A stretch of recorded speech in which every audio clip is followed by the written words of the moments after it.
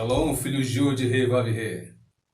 Que a benignidade do Altíssimo seja com toda a família de Ial. E que Ele acesse o nosso entendimento, para que compreendamos a sua mensagem. Se você crê, diga, assim seja.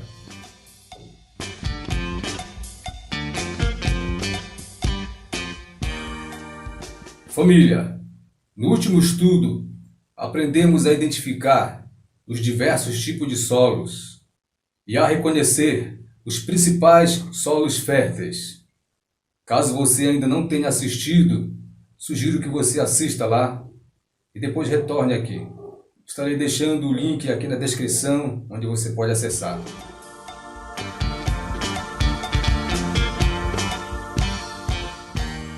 Pois bem, agora que já reconhecemos os principais solos férteis, hoje vamos estar analisando um pouco mais as sementes, no quesito quantidade e qualidade.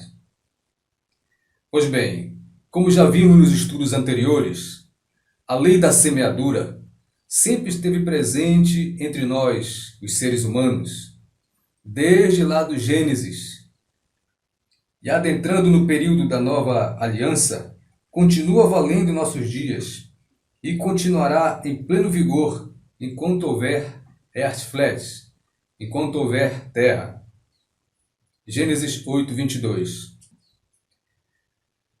No Antigo Testamento, por causa da dureza dos corações dos homens, esse princípio espiritual foi incluso no pacote dos 613, onde foi nomeado de dízimo. Haja vista que o Criador tinha designado quase 10% do contingente de uma nação para que se ausentasse dos trabalhos convencionais e se dedicassem exclusivamente ao serviço sacerdotal. E sabendo da dificuldade que o povo tem para compreender as coisas espirituais, esse contingente sacerdotal estaria fadado a passar fome, caso o Criador não tivesse decretado esse princípio como lei. E ainda porque o Criador preza pela justiça social, ele ainda incluiu entre os beneficiários desse montante aquelas pessoas mais desprovidas da sociedade, como os órfãos e as viúvas, por exemplo. Contudo, o fato é que o Criador nunca quis colocar isso como uma imposição. Ele queria que o povo tivesse o senso de justiça social e de misericórdia, pois ele ama o coração voluntário. Salmo 51, 12. Vida abundante. Bem, com a chegada da plenitude dos tempos, o Criador disponibilizou esse princípio com as mesmas características do seu plano original. É por isso que no Novo Testamento você nunca vai encontrar a prática da devolução do dízimo com os mesmos apelos do Antigo Testamento. Quando você vê alguém por aí tentando justificar a obrigatoriedade do dízimo com os mesmos apelos do Antigo Testamento, se utilizando de Mateus 23, 23, por exemplo, é porque tal pessoa nem sequer sabe onde inicia o novo pacto, e muito menos o funcionamento do novo sacerdócio na nova aliança. Hebreus 7, 12. Então, sim.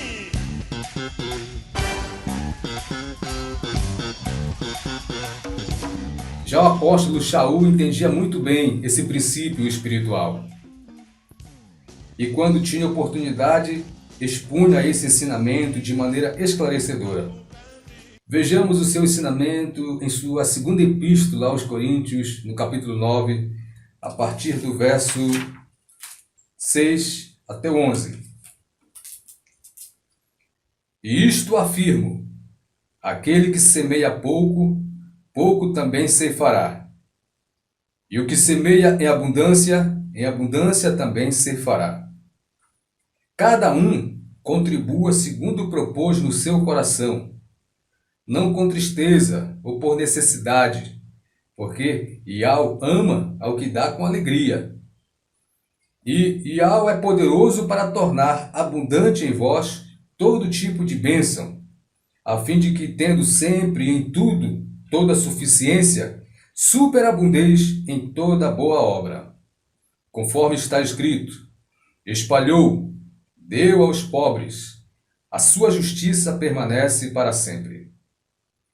Ora, aquele que dá semente ao que semeia e pão para o alimento, multiplicará a vossa sementeira e aumentará os frutos da vossa justiça, para que em tudo enriqueçais para toda beneficência, a qual faz que por nós sejam dadas graças a Yahweh.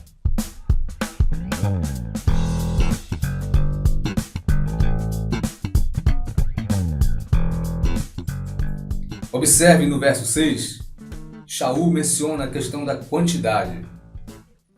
E veja bem que aqui ele não se limita ao famoso e polêmico 10%.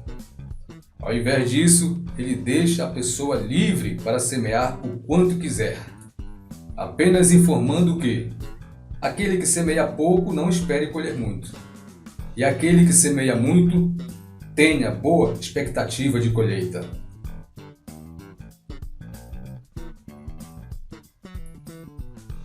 No verso 7, Shaul expõe o projeto original que sempre esteve no coração do pai, reafirmando que o pai não se agrada de nada que não lhe seja voluntário.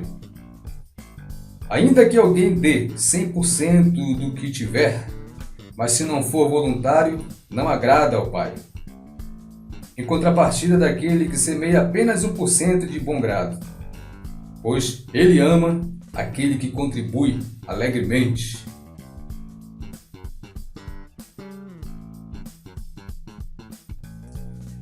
No verso 8, Shaul nos garante que aquele que fez a promessa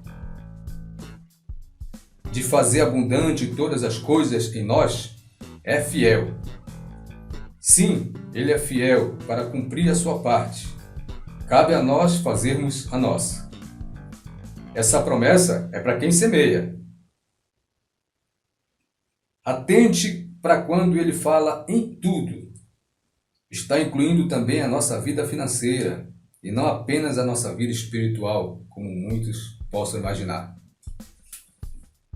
No verso 9, o apóstolo cita uma passagem de algum livro, onde diz: espalhou, deu aos pobres, por isso a sua justiça permanece para sempre.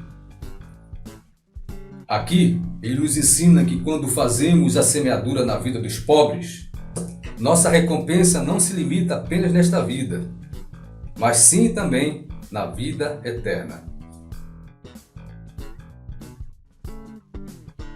No verso 10, Shaul explica que tudo que o Pai nos dá, devemos repartir em duas partes: o pão e a semente. O pão serve para que nos alimentemos, porém a semente serve para que semeemos. Ele ainda afirma que o Criador multiplicará a nossa sementeira e aumentará os frutos de justiça. A sementeira representa os nossos ganhos nesta vida, e os frutos de justiça representam os nossos ganhos para a vida eterna.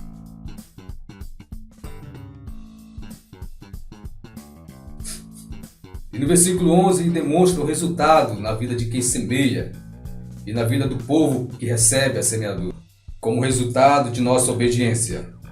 Gratidão ao Pai Criador por nosso intermédio.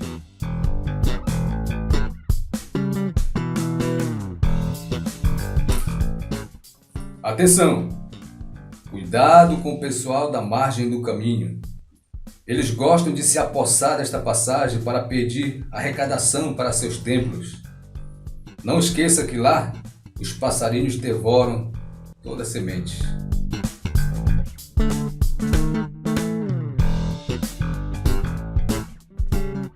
Pois bem, como já falei, os 10% descrito no Antigo Testamento foi imposto devido ao contingente daquela nação, pois ela era composta de 12 tribos, onde uma delas foi isenta dos trabalhos convencionais e porque dedicavam-se exclusivamente ao serviço sacerdotal, dependiam das doações das demais tribos para comer e sobreviver. Já na Nova Aliança, não há um percentual pré-definido, pois aqui já não existe mais um sacerdócio levítico que não deva trabalhar e dependa dos demais. Pois na Nova Aliança o sacerdócio é outro, e aqui as contribuições que não forem de um coração voluntário não têm valor algum. Hebreus 7, de 11 a 12.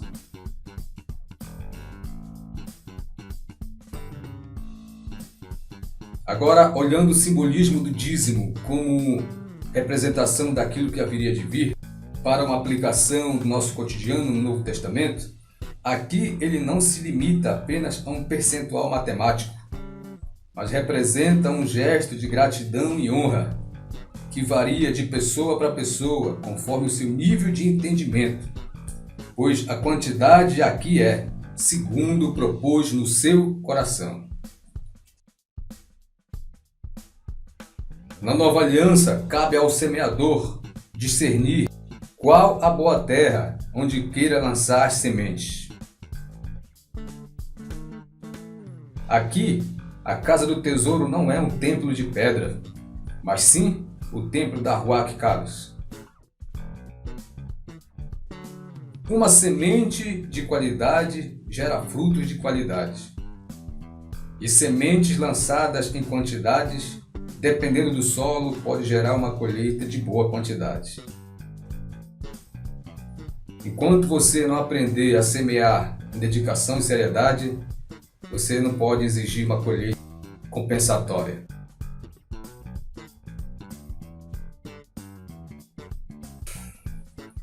%10% só é demais para aqueles que ainda não aprenderam como funciona a lei da semeadura. Pois para um semeador experiente e esclarecido, 10% é até pouco. Aquele que reconhece que muito foi perdoado, muito ama e por isso muito oferece. Mas aquele que percebe que pouco foi perdoado, pouco ama e por isso pouco oferece. E ainda aquele que nunca foi perdoado, não ama e por isso nada oferece. Para uma pessoa que nunca entendeu e nunca experimentou a lei da semeadura, qualquer valor, seja 10%, 5%, 2% ou menos, sempre será muito. Isso porque ele nunca vê essa ação como um investimento, e sim como um prejuízo. Ora, o homem natural não compreende as coisas do Espírito, porque lhe parecem loucura, e não pode entendê-las, porque elas se discernem espiritualmente. 1 Coríntios 2, 14.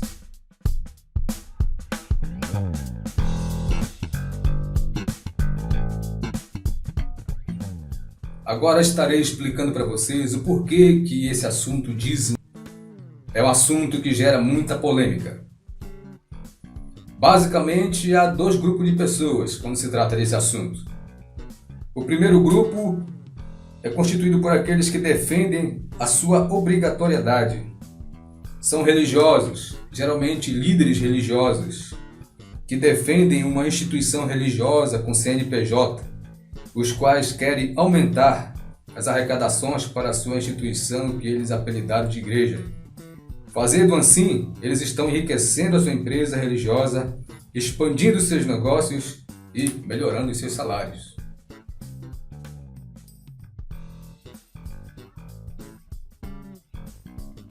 O segundo grupo são aqueles que defendem que não se deve doar os dízimos em hipótese nenhuma. Estes são sobrecarregados de avareza, ganância, inveja e egoísmo. E procurando base bíblica, fazem suas severas afirmações de que não se deve doar nada. Alguns destes ainda afirmam que quem dá o dízimo está voltando ao regime da lei e desprezando a graça, portanto estão em pecado.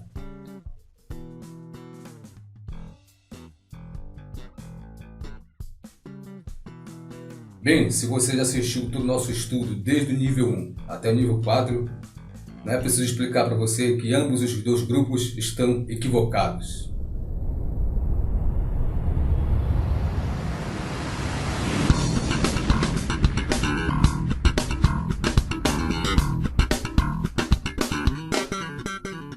Pai eterno nos ajude a colocar em prática tudo que temos aprendido nesses estudos. E que o seu santo nome seja exaltado. Yahweh te abençoe.